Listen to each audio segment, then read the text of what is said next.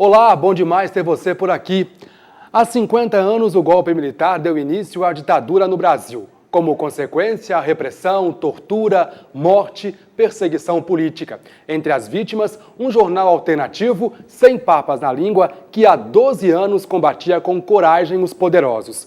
Meio século depois do fechamento do Binômio, um dos fundadores, o jornalista Zé Maria Rabelo, vem contar a história breve, porém fascinante do jornal, que virou Minas de cabeça para baixo. E por falar em Minas, vamos querer saber também sobre o livro Belo Horizonte, do Arraial à Metrópole, que José Maria acaba de lançar sobre a formação da capital do nosso estado. Imperdível. Fique com a gente, o Dois Pontos já começou. O primeiro computador eletrônico foi um produto da Segunda Guerra Mundial. Representava a separação do mundo em dois. A missão da iria salvar o mundo.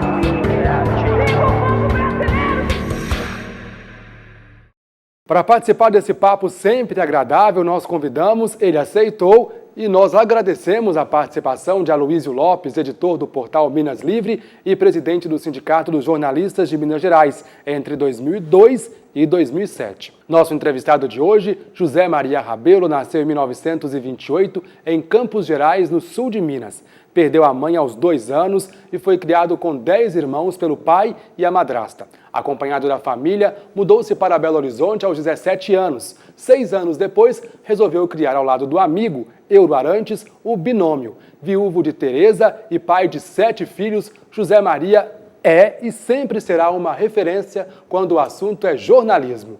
2 pontos para ele. Eu escapei, eu digo que eu tenho uma estrela fantástica. Porque se não fosse por isso, tanto aqui quanto no Chile, dificilmente eu estaria aqui contando essa história. José Maria, muito obrigado por sua presença aqui no nosso programa. Muito obrigado pela atenção de vocês, porque eu sempre digo que é uma oportunidade até de remoçar-me, de estar em contato com os jovens que hoje estão fazendo jornalismo, e um motivo de prazer, porque é a oportunidade de a gente contar alguma coisa da nossa própria história. Ok, vamos começar com uma frase do Euro Arantes, 2 pontos para ele. Um jornal de estudantes que a polícia resolveu levar a sério. Foi assim que ele definiu o Binômio. Quando é que a brincadeira começou a virar sério? Pois é, em fevereiro de 1952, nós lançamos o primeiro número do Binômio. Por quê? Porque a imprensa daqui é muito governista, palaciana. Nós achávamos que podíamos lançar alguma coisa que polisse com essa unanimidade governista da imprensa de Minas. E que não podíamos fazer um jornal grande, porque nós não tínhamos recursos. Então, vamos fazer um jornal humorístico, porque o humor você condensa em uma frase, você salva a edição. Então, nós saímos em 17 de fevereiro de 1952 com o Binômio. Por que Binômio? Porque o Juscelino Kubitschek, que era o governador, ele tinha lançado com muito êxito o seu programa de eletrificação e de estradas, que se chamava Binômio Energia e Transporte. E nós dizíamos que esse binômio era o binômio da mentira, que era o binômio da propaganda. Então, nós estávamos lançando o binômio da verdade, sombra e água fresca, que foi, já durante muitos anos, a epígrafe do jornal. E aí fomos muito bem recebidos pela população. Da primeira edição, que nós tínhamos tirado 2.000 exemplares, tínhamos que tirar mais 2.000, tínhamos que tirar mais 2.000, porque ele se esgotou 3 vezes nas bancas. Sabia que só falar em 6 mil hoje. Sucesso grande naquela época. E para hoje, né? Tem muito jornal aí que não tira isso. E naquela época a cidade tinha o quê? Menos de 300 mil habitantes. E aí nós saiu, então, esse jornal humorístico, que mexeu realmente com a vida mineira. Ele, por exemplo, o Juscelino Kubitschek viajou certa vez para Araxá com o empresário Joaquim Rola, que era o homem do jogo dos cassinos no Brasil, da família Rola, muito tradicional no estado. Então, qual foi a manchete do Binômio? Juscelino foi a Araxá e levou o Rola. Tudo em caixa alta, letra maiúscula. Então, só no final, não é se há alguma dúvida aí, a gente esclarece, não tem nada que ver de alguma coisa aí comprometedora, não. Ele viajou na companhia do senhor Joaquim Rola, mas lá no finalzinho, na página de dentro. E depois vem aquela onda toda, Binômio é pornográfico. Não, Binômio nunca fez pornografia. Ele usava muito o duplo sentido, como neste caso. Mas nunca a fez. igreja, inclusive, combatia o seu jornal. Uma parte da igreja, sermões nas igrejas, dizendo que não lessem o Binômio e tal. Então, nós anunciamos uma edição imprópria. O Binômio nunca fez pornografia, nunca fez nada que pudesse afetar o bom gosto das pessoas, a sua moralidade. Mas nós somos obrigados a reagir a essa onda que está aí, já ameaçando de apreensão e tal. Aí publicamos o que se chamou a edição proibida, anunciamos. A polícia se preparou, porque vocês mesmo estão dizendo que vem coisa pesada aí, o que será que virá? Então, o jornal circulava no domingo, a polícia se preparou para apreendê-lo no domingo. Na madrugada de domingo. Nós soltamos no sábado, na hora do movimento do rush para Belo Horizonte. Nessa hora, era o grande instante de movimento da cidade. Todos se concentravam ali na Avenida Afonso Pena, Praça 7, por ali, sabe? Aquela multidão. E o Binômio, edição proibida do Binômio, a meninada gritando. E acabou tudo. Quando a polícia chegou, não tinha mais nada. E o que tinha nessa edição proibida? Não tinha nada nosso, não. Era só transcrições dos jornais sérios que nos combatiam. Tinha coisas incríveis. Mas não pode ser que... Mas é que saía numa coluninha lá pequenininha, né? Ninguém tinha... Agora, nós que éramos jornalistas mesmo, que vivíamos 24 horas jornalistas, nós sabíamos dessas coisas todas. E tem no livro do Binômio, nós transcrevemos praticamente toda essa edição. E ela foi transcrita, inclusive, na revista PN, na época era muito importante, Publicidade e Negócios, eles transcreveram a edição inteira do Binômio, como exemplo de jornalismo, de inteligência, de espírito, que realmente marcava. O jornal era um jornal muito inteligente. Agora, Zé Maria, apesar de ter nascido como jornal de humor, ele teve uma importância política na cidade, né? Porque criticava o governo do Estado, né? Tinha posicionamento sobre os assuntos. E era a única crítica, né? Porque o resto todo era de apoio ao Juscelino e ao governo do PSD. Como é que o governador, os políticos reagiam? Os políticos reagiam, mas o Juscelino tinha um espírito assim muito aberto, ele morria de rir do Binômio, mesmo porque ele era apresentado como o conquistador, né? O mulherengo, bem-sucedido, a imagem dele era essa. Então, então essa primeira fase do Binômio foi a fase humorística, que durou de 52 até mais ou menos 56. Em 56 é eleito governador de Minas, uma figura que eu chamo de troglodítica, sabe? Que era o senhor Bias Fortes, José Francisco Bias Fortes, tinha dois Bias Fortes, tinha um outro lá antes, e ele é do mesmo clã, e instaurou aqui um regime de arbitrariedade, de violência, porque o Juscelino não era de violência, de tal maneira que o Binômio teve que transferir a sua impressão para o Rio, porque nós nunca tivemos gráfica, até por medida de segurança.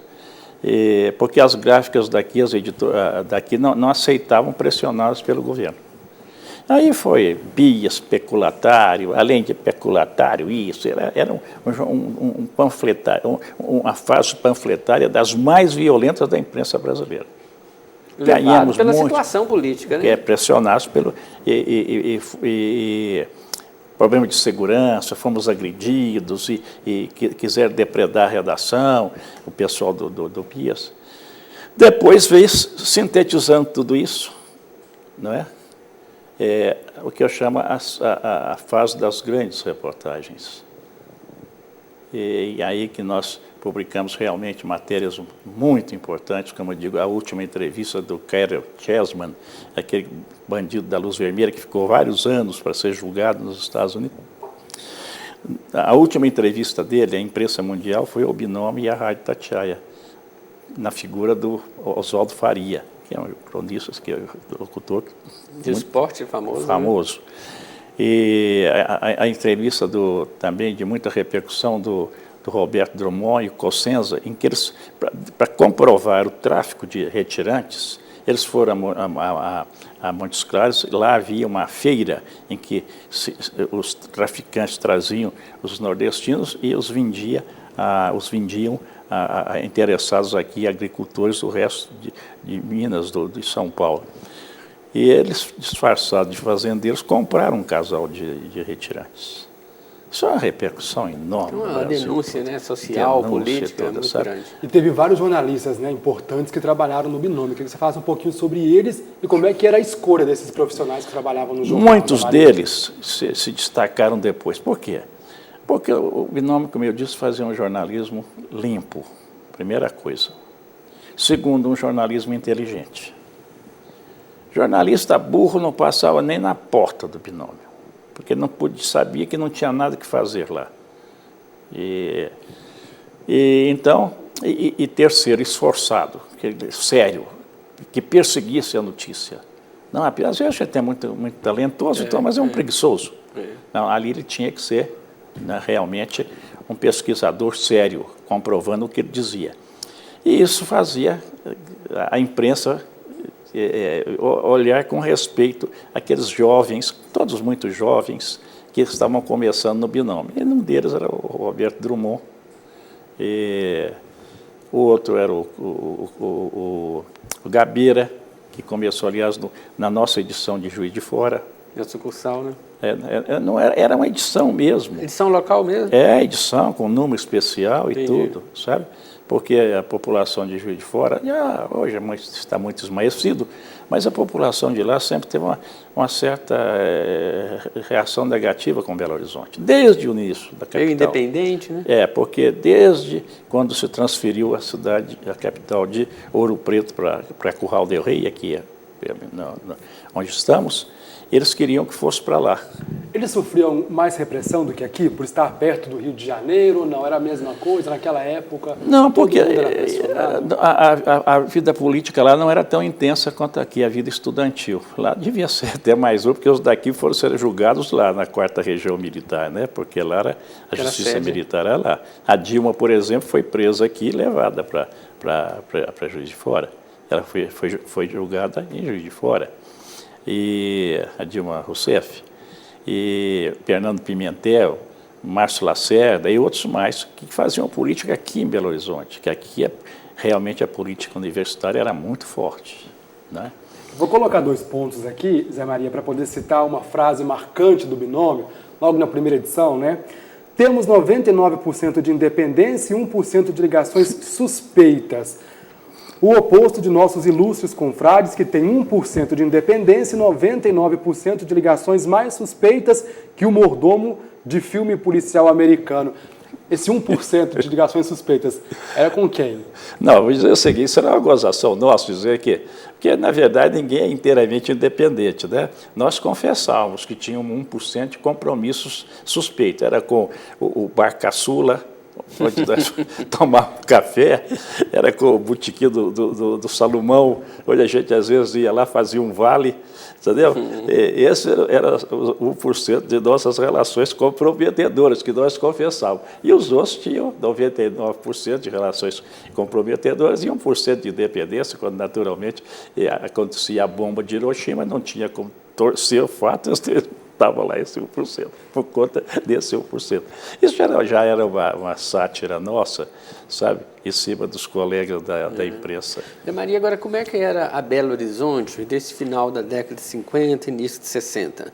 Nós temos notícia, por exemplo, na economia, por exemplo, da grande exploração mineral no entorno de Belo Horizonte. Você tinha uma disputa ali com grandes mineradoras multinacionais. O Binômio entrava nisso também? Isso fazia parte da pauta dele? Entrava muito. A nossa luta contra a Hanna Corporation, que depois foi encampada para a Vale, né, já nos negócios aí, mas eles se instalaram na Serra do Curral. Você vai lá, que até hoje tem umas crateras. Do lado de Nova Lima, a serra foi reduzida em 60, 80 metros, foi baixada. Esse vento frio que a gente sente hoje em Belo Horizonte não existia, porque esse vento vem do sul. E, aliás, a serra era o obstáculo natural. Era o obstáculo natural. Aliás, o Arão Reis, que foi o autor do projeto de Belo Horizonte, e eu estou bem a par disso por causa do livro que acaba de fazer, ele dizia que ele já dizia naquela época que a Serra do Curral protegia Belo Horizonte dos frios, dos ventos frios, gélidos que vêm do sul. Eles cortaram em cima a serra, essas grandes empresas. E até hoje ainda tem lá uma empresa lá explorando dolomita, mesmo já estando denunciada. Continua lá no alto da serra. Isso nós denunciamos muito no livro esse Belo Horizonte que nós acabamos de lançar. Daqui a pouco a gente vai falar um pouquinho sobre o livro, mas eu queria voltar um pouquinho para o Binômio, que no início eu disse que era um jornal muito corajoso. Mas alguma vez, pessoalmente, Zé Maria, você já teve medo de perder a vida, ou esteve perto de perder a vida por causa do seu trabalho no Binômio? Algumas vezes. E eu escapei, eu digo que eu tenho uma estrela fantástica. Porque se não fosse por isso, tanto aqui quanto no Chile, dificilmente eu estaria aqui contando essa história. Aqui foi no dia, na véspera do golpe, porque nós saltamos um episódio importante na história do Binômio, que foi o episódio do general Punário Bley. Ele foi nomeado interventor aqui, foi nomeado comandante da região do 12RI, foi nomeado comandante Uma regional do Exército, que era sede em Juiz de Fora ou Belo Horizonte? Não, o comando do Exército era em Juiz de Fora. Okay. Aqui era a divisão de infantaria, que era a mais importante, que compreendia a base aérea, compreendia o 12, compreendia o CPOR. E nós então publicamos, na véspera do Natal, na primeira página, quem é afinal esse general Punário Bley? E vinha em letras garrafais, democrata hoje, fascista ontem. Baseado em dados, porque o Binômio tinha muito disso, baseado em dados, tanto que os processos contra nós não deram em nada, sabe? E ele então, na segunda-feira, ele estava fora, chegou na segunda-feira, aí se informou, na quarta-feira ele me telefonou dizendo que queria uma entrevista comigo, queria falar comigo. Eu falei, estou às suas ordens na redação, a hora que o senhor quiser. E aí, dito e feito, na hora ele chegou, não devia ter ido fardado, porque era uma questão pessoal, mas foi fardado, porque era para intimidar, ainda levava aquele bastão metálico que é o símbolo do comando militar. E chegou, me disse, quem foi que escreveu essa... Eu falei, não, general, faça favor, sente-se e vamos conversar. Disse, não vim cá para conversar. Quem foi que escreveu essa merda contra mim? Eu falei, isso aí não é merda, não. É uma reportagem muito fundamentada e eu sou responsável por tudo que sai no jornal. Então, você é um filho da puta e me agarrou pelo pescoço. Mas, imagina aqui, chego aqui, eu te agarro aqui, agarro você aqui, né? Eu reagi, modestamente, lutava bem na época e tal. E ele levou uma desvantagem muito grande. Ele teve um hematoma no olho, fechou o olho esquerdo, um hematoma no lado direito, a roupa toda desganhada, quando nos separaram. Aí, quando estava saindo, ele falou, isso não vai ficar assim. E eu falei, você não vai voltar aqui sozinho, né? E dito e feito, 3 horas depois, 200 homens do Exército e da Aeronáutica desceram lá e quebraram tudo. Mas vamos dar uma parada. E quando ele te agrediu e você reagiu, você já sabia que a partir daí estava instalada uma guerra. Né? Imaginava. Mas naquela hora, sabe o que é? A gente perde a cabeça, né? Imagina você aqui no seu trabalho, chega o sujeito e começa a te agredir, passa a te agredir, você não pensa 2 vezes. Eu devia ter pensado, sabe? Eu devia ter pensado, porque me custou muito caro, sabe? Você chegou a fugir depois disso? Como é que foi? Qual foi a sua reação depois disso? Passei fugindo aí vários anos, pô. Mas antes disso, quando ele voltou daí a 3 horas, que teve a quebradeira do jornal. Pois é, aí eles subiram lá e quebraram tudo. Os 300 homens da Aeronáutica, sob o comando dos 3 chefes deles, o comandante da polícia, do CPOR, o comandante do 12 e o comandante da base aérea. E nesse momento que eles destruíram, você já tinha saído da redação? Ora, cara, eu ia ficar fazendo o que lá? Espera deles? Aí sumi, entendeu?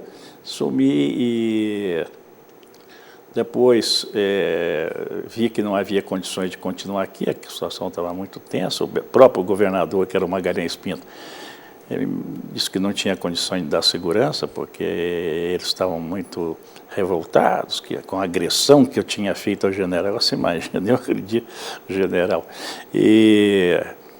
Então eu passei uma semana em São Paulo, fui recebido pelos colegas lá do sindicato, me deram... Aí você teve com a família, né, Zé? Com os meninos? A família daquela época não se mexia muito, mas incomodava muito, né? É. Eles foram lá em casa algumas vezes e assim mesmo eu os tirei daqui, eles foram para o Rio.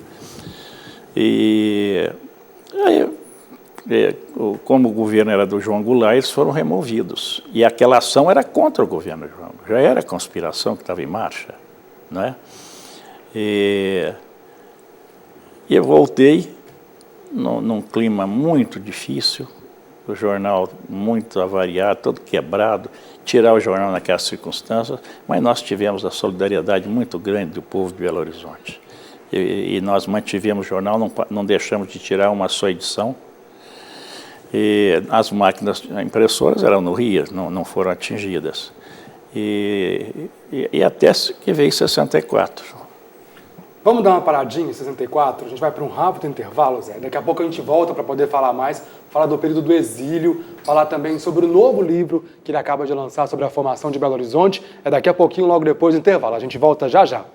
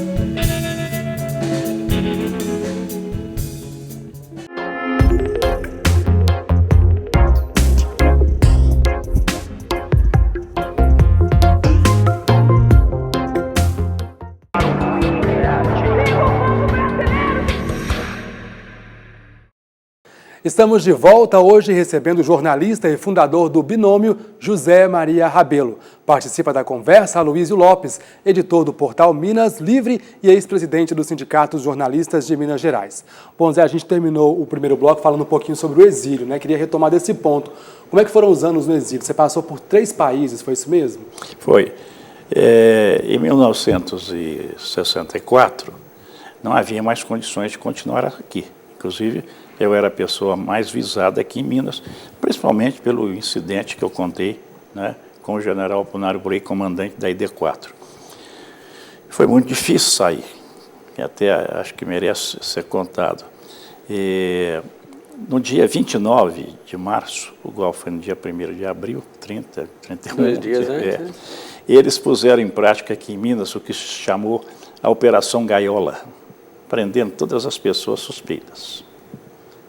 Relações com o governo, Partido Comunista, Partido Socialista, gente de esquerda, sindicalista, para neutralizar essa massa que poderia ser, né, criar problema. E eles foram ao Binômio por volta das 11 horas do dia 29, esse dia da Operação Gaiola. Era o general Faria, Manuel Faria, um outro general reformado, ele é um anticomunista, doentio, sabe?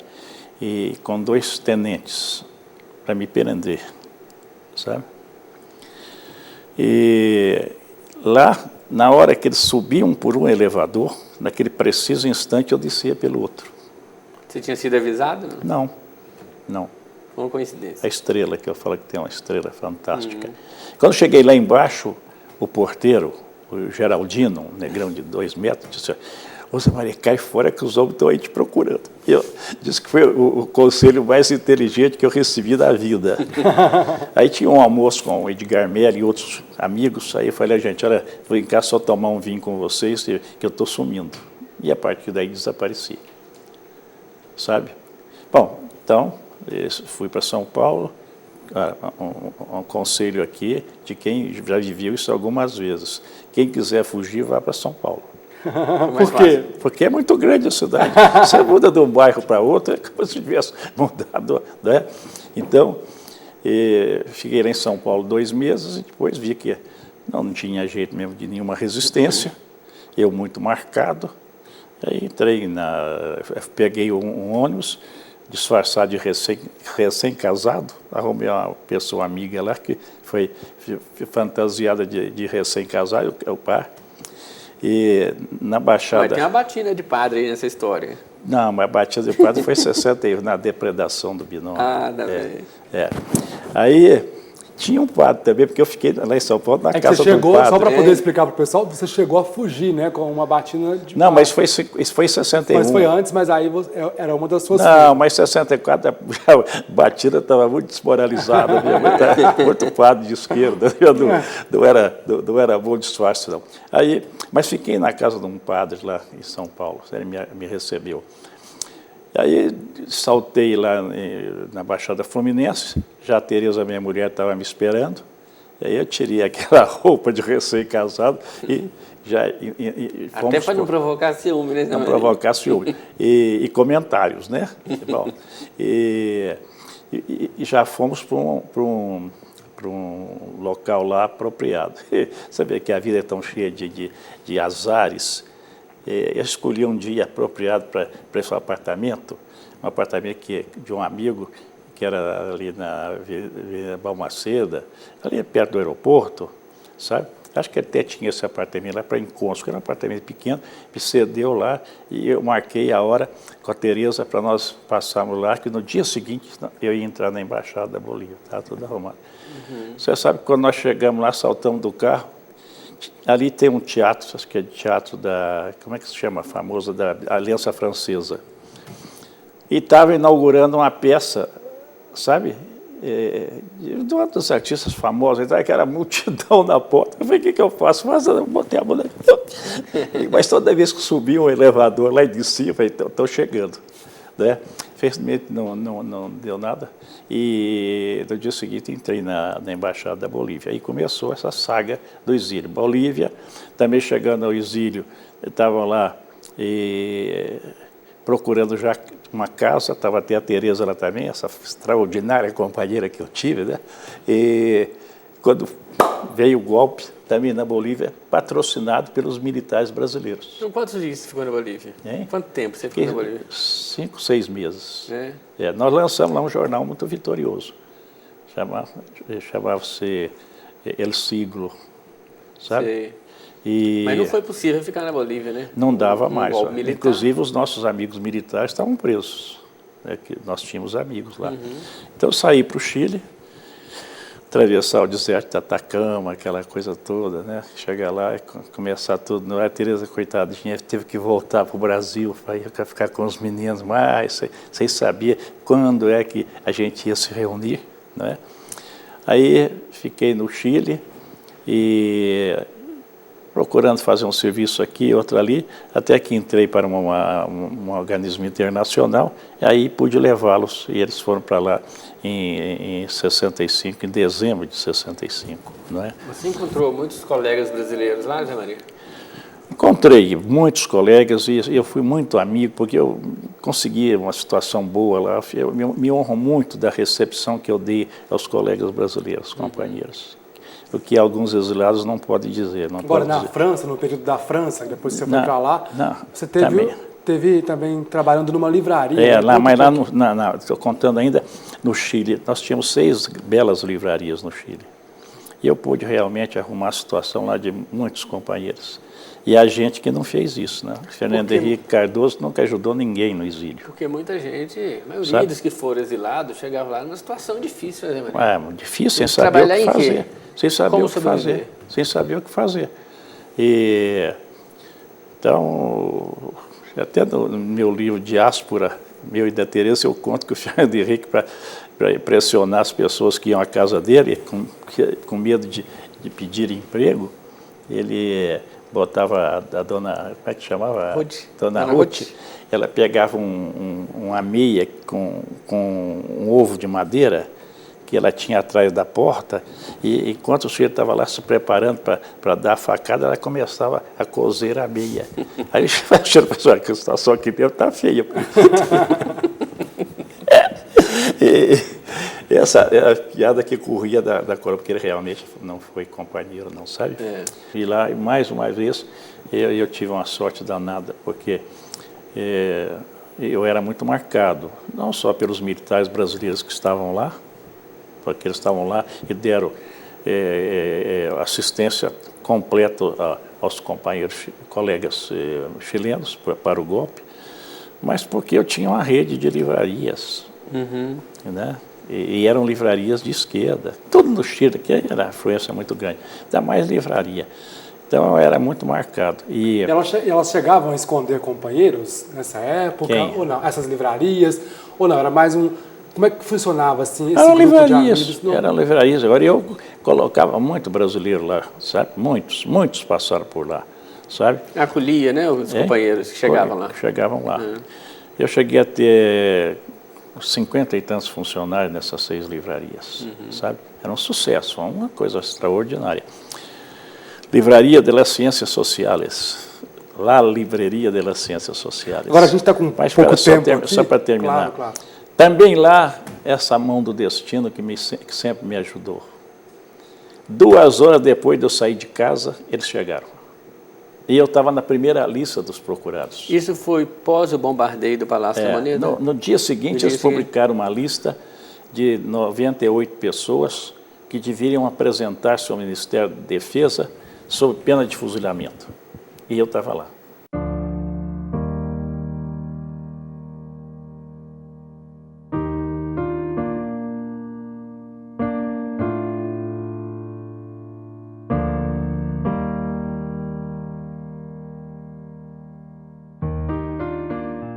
Como é que foi a volta do exílio? As nossas livrarias eram um ponto de convergência dos companheiros brasileiros, né? Tanto no Chile quanto na França. E voltar para o Brasil. Você chegou quando ao Brasil? O retorno 80? 80, dezembro de 80. Teve uma primeira leva já... Veio antes. Final de 79, ainda foram chegando e tal. Mas como eu era muito manjado, né? Eu achei melhor vir em dezembro, quando já as coisas estavam mais claras. Né? Já era governo Figueiredo? Era governo Figueiredo. Aí, bom, instalar-se lá no Rio e tal, depois fui para cá, você estava no sindicato, lembra que foi uma festa formidável aqui? Lembro, claro. Né? Mas fiquei primeiro na casa de parentes aqui, depois no Rio, muito parente também lá. E depois mantive uma situação, uma relação com a França durante 3 anos, atendendo a pedidos de instituições lá, sabe? E aí eu fui cá, tinha participado da refundação do PTB lá em Lisboa, no famoso Congresso de Lisboa, com o Brizola. 1900 e quando é que foi? Foi em 1979. 79, né? Pela articulação da Internacional Socialista, o Mário Soares nos deu o maior apoio e tudo. Espanha. Então, em junho de 79, nós lançamos lá a Carta de Lisboa, refundando o PTB. Mas chegando aqui, o governo nos tomou a sigla, nós tivemos então que fundar o PDT. Zé, por favor, a gente vai interromper um pouquinho pelo seguinte, a gente queria se esticar muito nessa conversa, mas como nosso tempo ainda está terminando e é curto, enfim, queria dar um salto agora para 2014. A gente já falou um pouco sobre o binômio e a história sua depois do exílio, enfim. Hoje em dia, em 2014, o que o binômio denunciaria? Olha, a primeira coisa é, poxa, até hoje ainda estão mexendo na Serra do Curral? Será que estão extraindo, até hoje, extraindo minério da Serra do Curral? Esse bem que é tão importante até mesmo para as condições gerais de vida aqui em Belo Horizonte, eu acho que isso seria uma das primeiras matérias. E dizer assim, e esse mensalão? Bom, vamos explorar o mensalão, mas todos os mensalões, por que apenas um? Não é? E outros escândalos que nós conhecemos aí, como a privatização da Vale, venderam o governo Fernando Henrique. Esse é o maior escândalo da história brasileira. Vender a Vale por 3 bilhões de dólares, 3 bilhões, quando ela valia mais de 100 bilhões. A Vale era dona, e é dona, mas hoje é uma situação muito ambígua, né? Porque o Itamar conseguiu lá, né, encampar, não deixar que a Associação dos Funcionários vendesse para a empresa americana. A parte deles, né? Então, é uma situação ambígua. Mas a Vale é dona do subsolo brasileiro. Foi vendida por 3 bilhões, e vem me falar aqui, mensalão, isso aqui, essa coisa toda, e esses grandes escândalos. Eu não teria muito o que falar. E a grande diferença, né, Zé Maria, pegando o jornalismo que vocês praticavam, é que hoje pouco se pratica o verdadeiro jornalismo, com investigação, né, com denúncias sérias. Não, mas estou dizendo, vai parecer que eu estou aqui defendendo mensaleira, não é isso. Primeira coisa que eu faço, que o julgamento do mensalão não podia ser em véspera de eleição. E transformado num comício. É um espetáculo midiático, não foi? Midiático, 24 horas por dia, nas televisões. Depois tiveram uma decepção, porque a principal eleição eles perderam, que foi a eleição São Paulo. Né? Mas foi feito tudo para liquidar com o governo de esquerda no Brasil. Bom, vamos aproveitar o tempo agora e falar um pouco sobre o seu livro, né? Você lançou o livro em dezembro sobre a formação de Belo Horizonte. Queria saber o seguinte, o que esse livro tem? Eu vi lá que são dividido em 3 partes, né, o livro, e tem a questão também de tirar alguns equívocos, assim, ou esclarecer alguns equívocos sobre a formação de Belo Horizonte. Belo Horizonte, eu digo, Curral del Rei tem 300 anos, né? O arraial que existia aqui. E houve uma batalha muito grande, nós entramos muito aprofundadamente nessa questão, como foi os interesses, o interesse da mineração aqui, querendo trazer para cá para o centro, o interesse exportador, cafeeiro, levar para a zona da mata, o sul de Minas. Nós descrevemos isso com muita abundância de dados, o que foi possível obter. E a disputa foi tão acirrada que o resultado, primeiro, tão acirrada que a sessão da Câmara e do Senado, que era bicameral na época, não pôde ser feita em Ouro Preto, que era a sede natural, capital do Estado. Por falta de segurança, levaram para Barbacena. Isso está correto. Uhum. E a votação foi por apenas 2 votos. Nós estamos aqui hoje, onde era Curral del Rei, por apenas 2 votos, 30 a 28. Então a disputa foi muito acirrada. Muito acirrada, muito acirrada. E como você disse, tinha muitos interesses políticos e econômicos que estavam. Então nós entramos nisso e contamos a história toda e outras histórias, como foi a construção da capital, já com escândalo, porque o projetor da cidade, o Arão Reis, ele saiu, depois de 1 ano e pouco, disparando contra o governo, dizendo que eles estavam entregando a iniciativa particular. Veja que negócio não é de hoje. Em detrimento dos interesses públicos, ele saiu da comissão, e aí aconteceu essa coisa caótica que é a periferia de Belo Horizonte, porque o planejamento ficou apenas na zona contida pela Avenida do Contorno, na zona central. Começou lá. E sem planejamento. Esse crescimento foi inteiramente anárquico, sabe? Só em 1950, na administração do prefeito Américo René Janete, é que se recomeçou o planejamento de Belo Horizonte. Para a área fora do contorno, né? Fora do contorno. Que é onde estava crescendo. Onde está, porque cresceu para fora, porque os terrenos de dentro de Belo Horizonte eram muito caros. Então, a população pobre toda foi se instalando na periferia. É o que nós temos hoje, esse quadro aí patético de anarquia urbana, que é a zona, a grande BH, né? A grande BH, a Belo Horizonte fora da geografia do contorno. E nós entramos muito nisso, nas histórias que ocorreram aí, como foi a Revolução de 30 em Belo Horizonte, que as pessoas não sabem, que houve uma guerra aqui, morreram mais de 100 pessoas nos combates, a polícia de Minas contra o exército, que apoiava o governo federal. Minas estava na rebelião, né, com o Rio Grande do Sul e Paraíba, cercaram lá, eles resistiram bravamente durante 6 dias e destruíram tudo, né?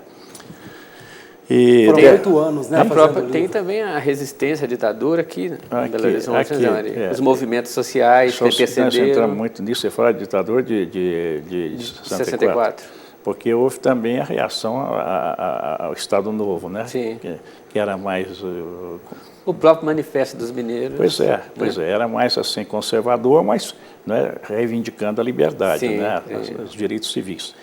E nós entramos muito nisso, entramos também no que foram esses movimentos na década de 50, que foi o máximo do movimento social aqui. Mas como é que esse trabalho foi feito, Zé Maria? Conta pra gente, foram 8 anos, né, de trabalho, quais que foram as fontes que eu vocês até usaram? assumi muitos amigos que pensavam que eu até tivesse ido embora, tivesse morrido e tal, porque eu saí de circulação, nós não nos vimos quanto tempo, enterrado na pesquisa. Eu sempre com mais uma pesquisadora, jovens pesquisadoras, e até dar o nome delas. Uma delas é a Marcela e a outra era o nome que agora me digo o nome. Vamos dar o crédito, né? Claro. Sabe? E me ajudaram muito, a Karina, que é a minha secretária, coordenadora também do trabalho. Então essa equipe e a colaboração de companheiros, de colegas, né? A Andréia, que eu queria dizer, sabe? E Andréia Sol é o nome dela. Então essas moças me ajudaram muito, outros colegas e professores, o professor aqui da universidade, João Antônio de Paula, que faz inclusive o prefácio do livro. Agora, algo interessante que o livro conta é um plano para poder matar o João Goulart, é isso mesmo? Havia o projeto já, seria no comício, dia 21 de abril, aqui na Praça da Estação, quando o Jango viria, e trazendo naturalmente Brizola e outros mais, anunciar as reformas de base, que é o que assustava as classes dominantes. A reforma agrária, a reforma urbana, a reforma dos transportes, a reforma do ensino, com a universalização do ensino. Mas o que assustava mais era a reforma agrária. Que era a reforma agrária.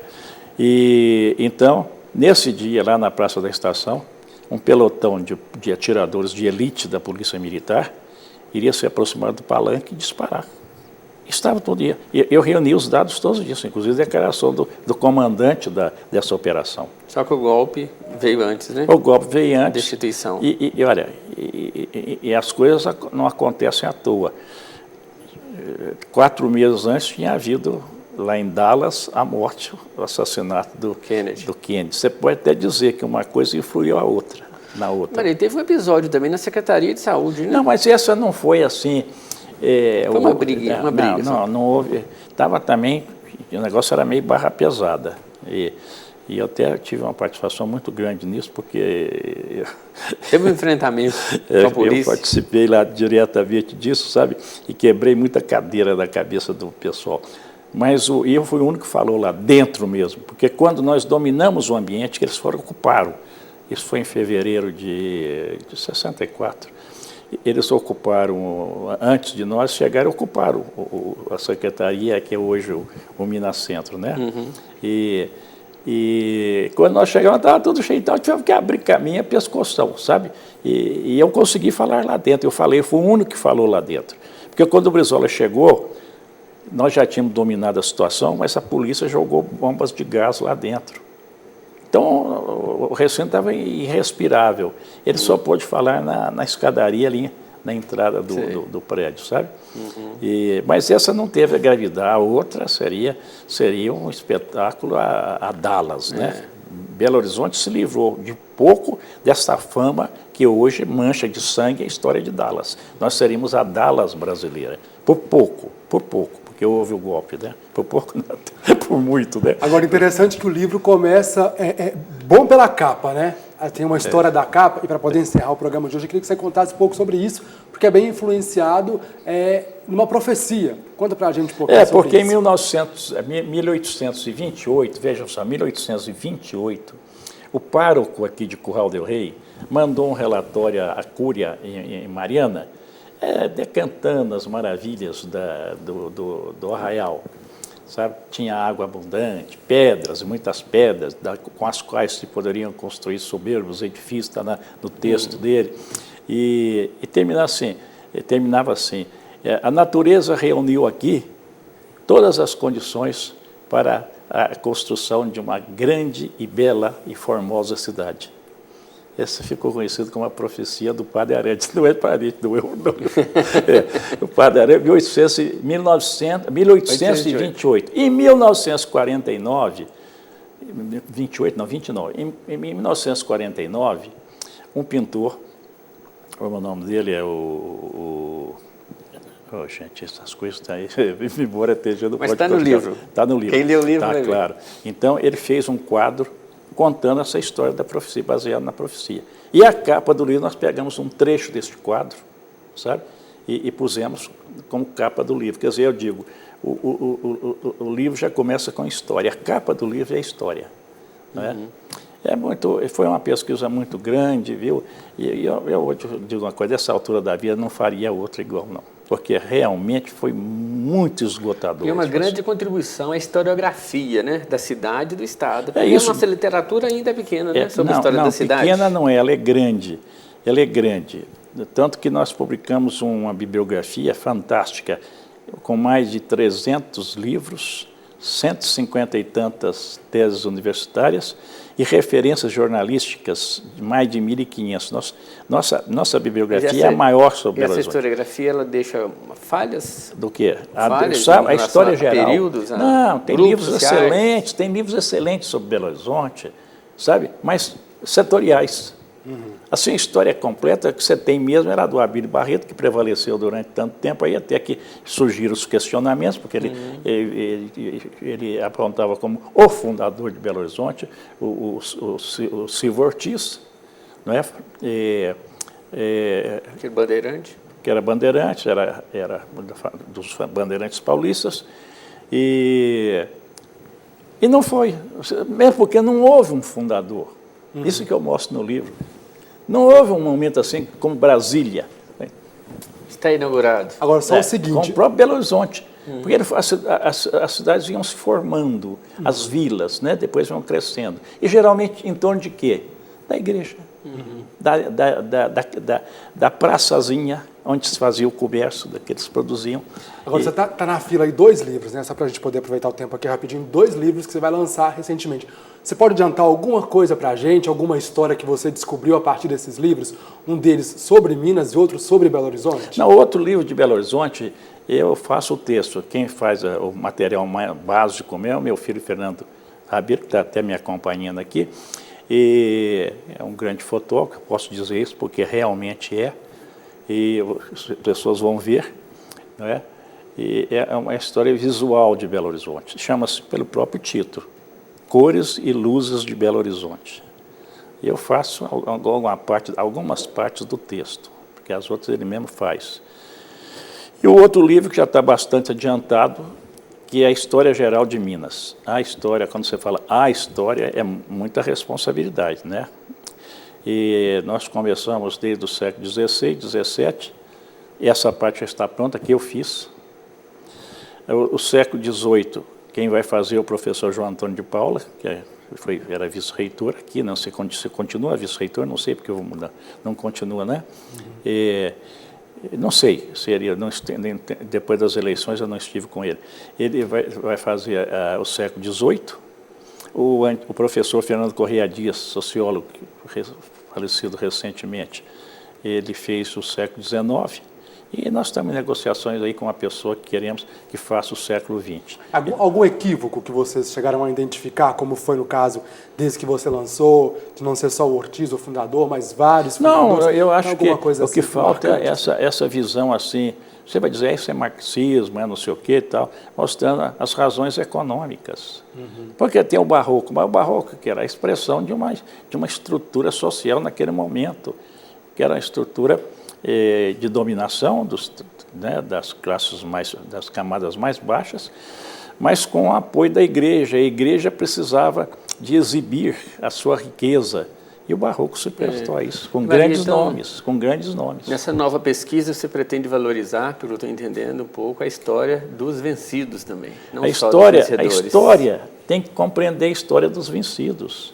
A história não pode ser só a história do vencedor, porque ela é incompleta. Né? E nesse livro de Belo Horizonte, uma coisa que a gente nota na bibliografia existente não há negro, não houve negro. Entendeu?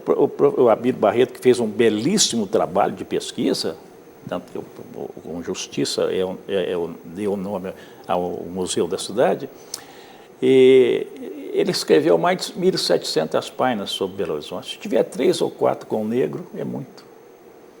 Porque não consideravam o negro, era desprezado. E eu digo, até foi a minha mulher Tereza, você precisa dar uma ênfase nisso aí, porque realmente não houve negro em Belo Horizonte. É um elemento político-cultural muito forte, né? Não, e não é só isso, era a mão de obra. Minas era o estado com maior população negra no Brasil. Como é que é a construção de Belo Horizonte? Zé, gostaria de te convidar então para numa próxima oportunidade vir falar sobre esse livro que você ainda vai lançar e para a gente discorrer mais sobre esse livro que você acabou de lançar agora em dezembro. Queria muito agradecer a sua presença aqui no nosso programa. É um prazer enorme, é sempre uma aula de história, de cidadania, enfim. Muito obrigado mesmo, sempre generoso, atendendo aos nossos pedidos. Muito obrigado, viu? Eu que agradeço e estou sempre à disposição de vocês. Grande abraço. Obrigado, Aloysio. Bom, o programa de hoje termina aqui. Entre em contato com a gente pelo e-mail tvufmg@gmail.com. Grande abraço a todos e até a próxima. Vamos estar conversando um pouquinho para poder